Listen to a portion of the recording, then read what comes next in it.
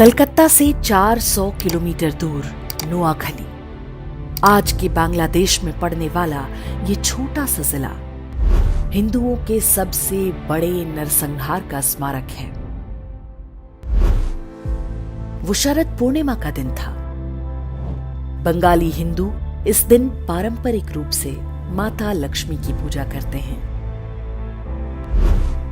इसे बंगाल में कोजागरी पूजा के नाम से जाना जाता है। 10 अक्टूबर वर्ष 1946, स्थान नोआखली, बंगाल। सूफी दरगाह दायरा शरीफ के खादिम पीर गुलाम सरवर ने 20,000 मुसलमानों को संबोधित करते हुए कहा, अपने खेतों में तुम जो चावल उगाते हो उसे कौन खाता है? हिंदू खाते हैं। हिंदुओं की औरतें सुंदर क्यों होती हैं? क्योंकि उन्हें अच्छा खाना मिलता है। हमारी औरतें बीमार पड़ती हैं तो उन्हें अपने हाथों से कौन टटोलता है? हिंदू डॉक्टर।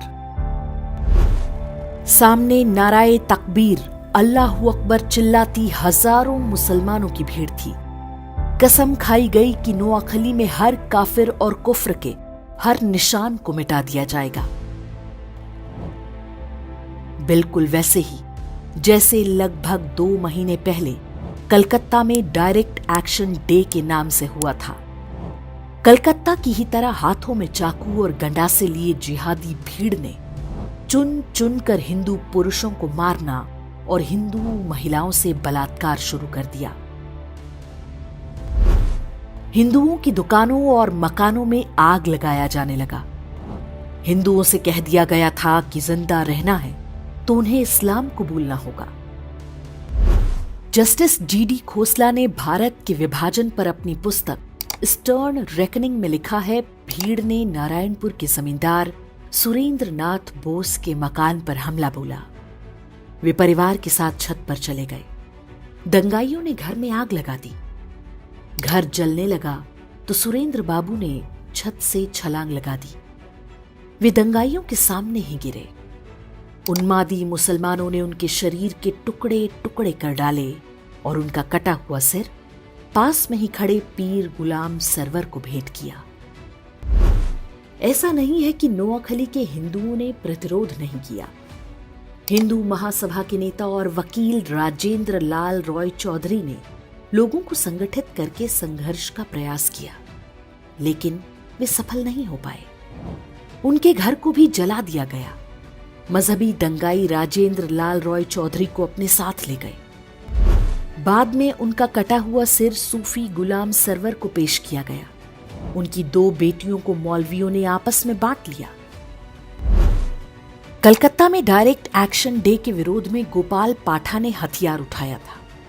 उनका प्रतिरोध सफल रहा था क्योंकि कलकत्ता में हिंदुओं की जनसंख्या अधिक थी, जबकि नोआखली में हिंदू मात्र 20% थे, जबकि मुसलमान 80% थे। तब जो नोआखली में हुआ वो आज हम कश्मीर से लेकर केरल और कैराना तक में आए दिन देखते हैं। 10 अक्टूबर 1946 को शुरू हुआ ये हिंदू नरसंहार चलता रहा और बाकी देश में किसी को कुछ भी पता नहीं चलने पाया। 15 अक्टूबर को नोआखली नरसंहार की सूचना दिल्ली पहुंची। 17 अक्टूबर को गांधी जी ने प्रतिक्रिया देते हुए कहा, हिंदू महिलाओं को मरने की कला सीखनी होगी। बलात्कारी के सामने झुकने से अच्छा है कि वे अपने हाथों से अपना गला घोंटकर या जीभ दांतों में दबाकर मर जाएं। गांधी के इस असंवेदनशील बयान से पूरे देश में हिंदुओं में कड़ी प्रतिक्रिया हुई। इसलिए अगले दिन उन्होंने प्रार्थना सभा में अपने विचारों को और भी स्पष्ट करते हुए कहा, कल मैंने कहा था कि हिंदू महिलाएं अपना गला घोंटकर या जीभ दांतों से काट कर मर जाएं, लेकिन मुझे बताया गया है कि ऐसा करने से आत्महत्या संभव नहीं है। ऐसे में मैं हिंदू महिलाओं को जहर खाने की सलाह दूंगा। मैंने सुना है कि योग क्रिया से भी आत्महत्या की जा सकती है। मैं पता करूंगा कि ऐसा कैसे किया जा सकता है। नोआखली में हिंदू मारे जा रहे थे। अहिंसा और शांति के पुजारी गांधी जी हिंदू महिलाओं को आत्महत्या करने के नए नए उपाय बता रहे थे।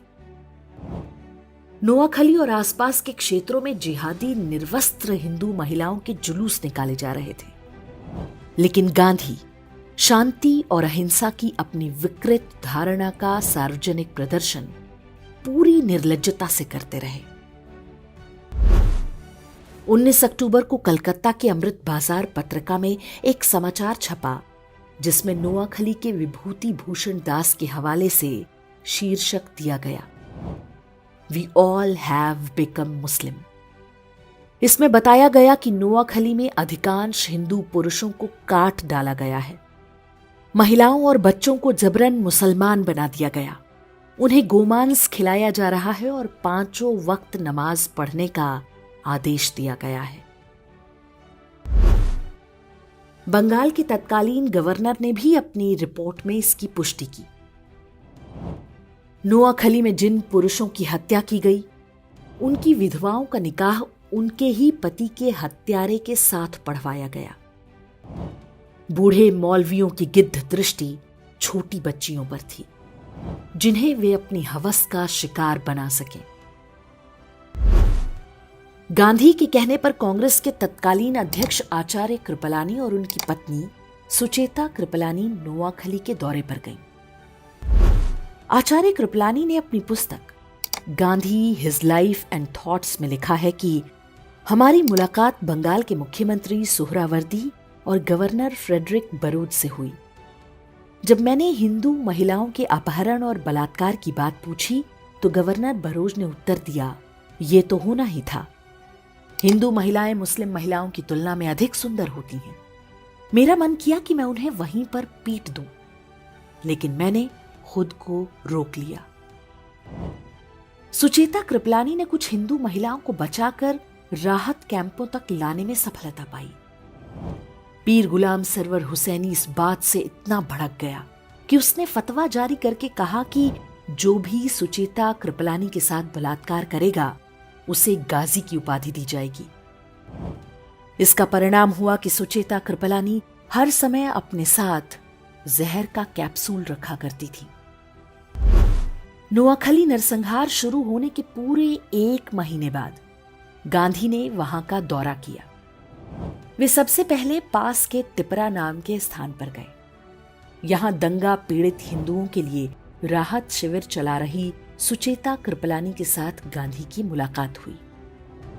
उनके काम से खुश होने के बजाय गांधी जी ने सुचेता कृपलानी से कहा कि कैंप में रह रही हिंदू महिलाओं को निशुल्क खाना ना दिया जाए, बदले में उनसे काम कराया जाए।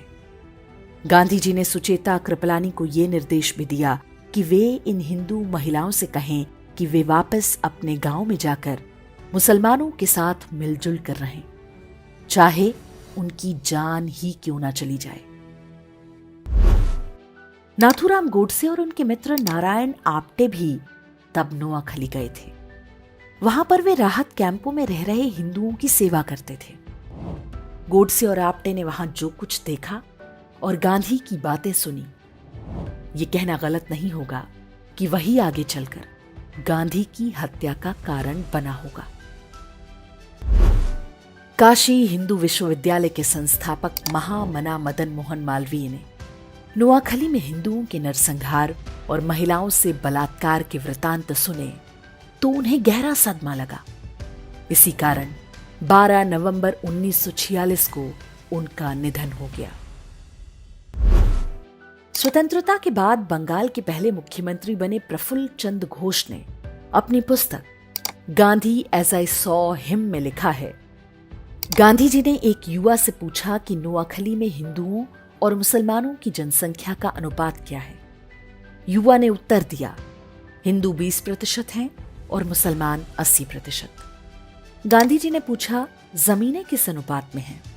युवक ने बोला, 80% जमीनें हिंदुओं की हैं और 20% मुसलमानों की। तब गांधी ने कहा, संघर्ष का असली कारण यही है। अर्थात जिस व्यक्ति को राष्ट्रपिता बताकर देश पर थोप दिया गया, उसने जिहादियों के हाथों हिंदुओं के नरसंहार को आर्थिक असमानता से जोड़ दिया। जबकि नोआखली में रहने वाले हिंदुओं में बड़ी संख्या अनुसूचित जातियों की भी थी। ये लोग बहुत निर्धन थे। जिहादियों ने उनके भी पुरुषों की हत्या की और महिलाओं के साथ बलात्कार किया। लेकिन गांधी का ध्यान केवल जिहादी हिंसा का बचाव करने पर था। इसमें वो बहुत हद तक सफल भी रहे। स्कूली इतिहास की पुस्तकों में भी नोआखली नरसंहार को अमीर और गरीब के संघर्ष की तरह दिखाया जाता है। आज भी देश में अधिकांश लोग नहीं जानते कि नोआखली में क्या हुआ था और कैसे। वही हत्यारी मानसिकता आज भी देश भर में फल फूल रही है। 15 अगस्त 1947 को देश स्वतंत्र हो गया। बंटवारे में नोआखली पूर्वी पाकिस्तान के हिस्से में चला गया। वहां पर हिंदुओं का नरसंहार जारी रहा। अब तो कोई रोकने टोकने वाला नहीं था। आधिकारिक आंकड़ों के अनुसार इस नरसंहार में 5000 हिंदुओं की हत्या हुई। हालांकि दावा किया जाता है कि वास्तविक संख्या 50,000 से कम नहीं होगी। वर्ष 1946 में नोआखली में लगभग 4 लाख हिंदू रहते थे। उनमें से 95% को बलपूर्वक इस्लाम कबूल करना पड़ा। शरद पूर्णिमा या कोजागरी के दिन माता लक्ष्मी के 8 रूपों की पूजा की जाती है। इन्हें अष्टलक्ष्मी कहते हैं।